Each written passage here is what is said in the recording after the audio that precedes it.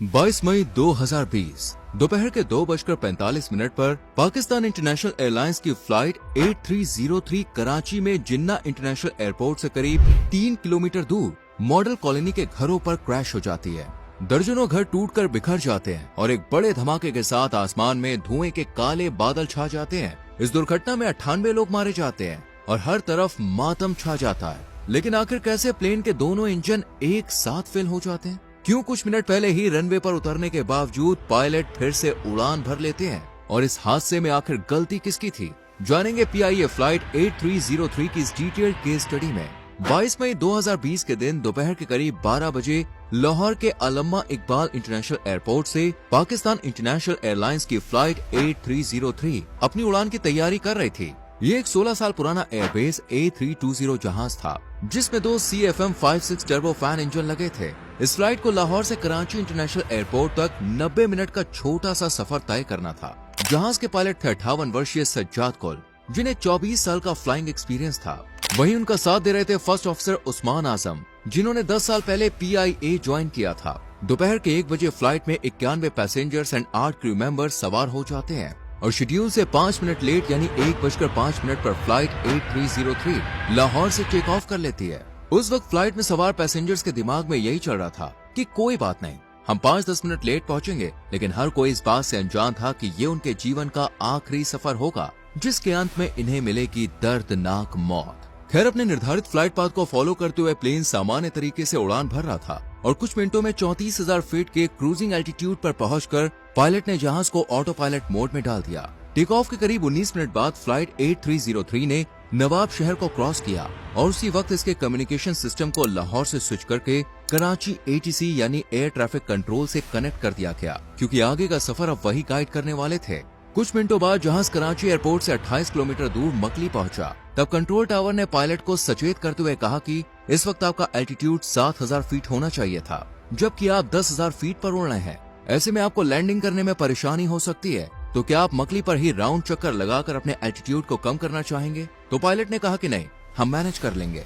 लेकिन अब सवाल ये है कि इस एडवांस जहाज में ऑटो पायलट होने के बावजूद एल्टीट्यूड ज्यादा क्यों था? तो आपको बता दें, जब ये जहाज नवाब शाह पहुंचा था तब वहां से मकली आने के टोटल 3 रास्ते हैं, नवाब शाह 28, नवाब शाह 2B और नवाब शाह 1C, जिसमें से 2A में एक्सट्रीम लेफ्ट लेते हुए एक L शेप के रूट से मकली पहुंचा जाता है। 2B में भी एक्सट्रीम राइट से L टर्न लेते हुए मकली पहुंचा जाता है, जबकि 1C का सीधा रास्ता है। अब शुरुआत में तो फ्लाइट 8303 को नवाब शाह 28 रास्ता असाइन किया गया था, लेकिन नवाब शाह पहुंचते ही पायलट के पूछने पर कराची ATC ने उन्हें नवाब शाह 1C से आने की इजाजत दे दी, जिससे पायलट ने प्लेन को तो उस डायरेक्शन में मोड़ दिया, लेकिन कंप्यूटर में 2A को बदलकर 1C करना भूल गए और ये पायलट की पहली सबसे बड़ी गलती थी। अब यहाँ कॉमन बात यह है कि जब भी रास्ता बड़ा होता है तो फ्लाइट धीरे धीरे अपना एल्टीट्यूड कम करती है, जबकि छोटे रास्ते में आगे की तरफ ज्यादा झुककर तेजी से एल्टीट्यूड को कम किया जाता है। लेकिन कंप्यूटर ये नहीं जानता था कि कैप्टन ने छोटा रास्ता चुना है। इसी वजह से मकली पहुंचकर जहाँ फ्लाइट की हाइट 7,000 फीट होनी चाहिए थी, उसकी जगह 10,000 फीट थी। अब दोस्तों, अगर लैंडिंग करते वक्त एल्टीट्यूड ज्यादा होता है तो प्लेन अपने ग्लाइड स्लोप यानी उतरने के रास्ते से आगे निकल जाता है और रनवे पर काफी लेट टचडाउन करता है, जिससे वो कैप्टन ब्रेक लगाकर प्लेन को रोके उससे पहले ही रनवे खत्म हो सकता है और प्लेन क्रैश हो सकता है। लेकिन इतना बड़ा रिस्क होने के बावजूद कैप्टन ने मकली पर राउंड ट्रिप नहीं लगाई, बल्कि प्लेन की नोज डाउन करते हुए उसे आगे की तरफ झुका दिया, जिससे फ्लाइट 2400 फीट पर मिनट की रफ्तार से नीचे जाने लगी और उसकी स्पीड भी बढ़ गई। और ये पायलट की दूसरी सबसे बड़ी गलती थी। करीब 1.5 मिनट बाद ये जहाज रनवे से 21 किलोमीटर दूर पहुंच चुका था और इस वक्त इसका एल्टीट्यूड 6,000 फीट था, जबकि इसे 3,000 फीट पर होना चाहिए था। इसलिए कराची ATC ने एक बार फिर से पायलट को ऑर्बिट करने के लिए कहा, लेकिन पायलट ने कहा नहीं, हम मैनेज कर लेंगे। इससे साफ साफ पता चलता है कि कैप्टन ने इस लैंडिंग को अपने ईगो पर ले लिया था। खैर, एल्टीट्यूड ज्यादा क्यों था, इसकी खोज में कैप्टन जब फ्लाइट कंप्यूटर देखने लगे तब इन्हें पता चला कि वो कंप्यूटर में 2A रूट को चेंज करके 1C करना भूल गए थे। तभी उन्होंने फर्स्ट ऑफिसर से कहा कि अरे ये क्या हो गया, आप जल्दी से फ्लाइट का कंट्रोल मुझे दीजिए। इनकी ये बात एक कॉकपिट वॉइस रिकॉर्डर में रिकॉर्ड हो रही थी और कराची ATC ऑफिशियल ने भी इन्हें बात करते हुए सुन लिया था। तभी इन्होंने तीसरी बार कैप्टन से रिक्वेस्ट करते हुए कहा कि प्लीज आप ऑर्बिट लगा लीजिए, लेकिन कैप्टन ने इस बार भी इनकार कर दिया।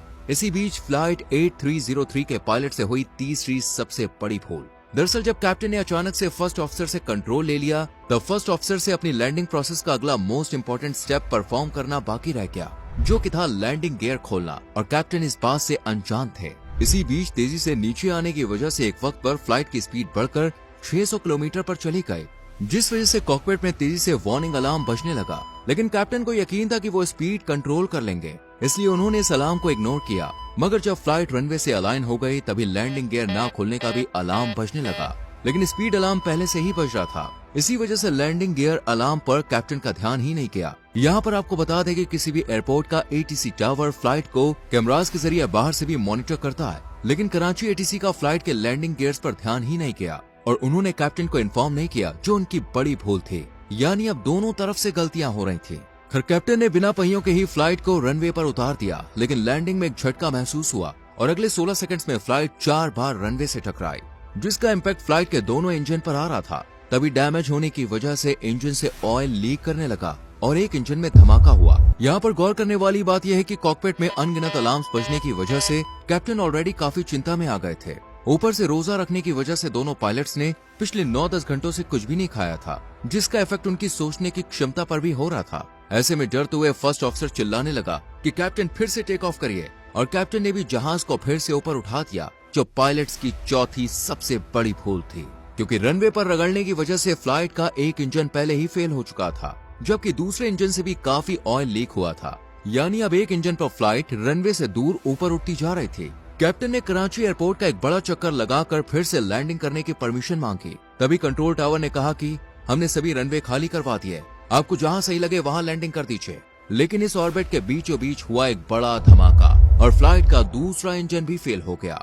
इस वक्त फ्लाइट रनवे से काफी दूर थी और इसकी ऊंचाई भी सिर्फ 3000 फीट थी। ऐसे में बगैर इंजन की ये तेजी से नीचे आने लगी और दोनों पायलट अब ज्यादा कुछ नहीं कर सकते थे और फ्लाइट का एटीट्यूड और स्पीड दोनों धीरे धीरे कम हो रहे थे। लेकिन कैप्टन ने इसे जिन्ना इंटरनेशनल एयरपोर्ट के रनवे की सीध में लगा दिया, मगर इंजन न होने की वजह से अचानक से फ्लाइट ने अपनी पूरी पावर खो दी और दोपहर के 2:45 पर यह जहाज एयरपोर्ट से करीब 3 किलोमीटर दूर मॉडल कॉलोनी इलाके में दर्जनों घरों की छत पर क्रैश हो गया, जिससे बड़ा धमाका हुआ और फ्लाइट में सवार 97 यात्री एक झटके में मारे गए, जबकि 2 लोग गंभीर चोट के साथ सरवाइव कर गए, जो कई घंटों तक वहीं गर्म मलबे के ढेर के नीचे फंसे तड़प रहे थे, क्योंकि कॉलोनी की तंग गलियों में रेस्क्यू ऑपरेशन करना काफी मुश्किल हो रहा था। वहीं जहाज जिन घरों पर गिरा था वहां रहने वाले 8 लोगों को सीरियस इंजरीज आई, जिनमें से एक ने वहीं अपना दम तोड़ दिया। इस दिल दहला देने वाले हादसे के बाद जब इन्वेस्टिगेशन की गई तो इसमें पायलट के साथ कराची ATC की भी गलतियां सामने आई,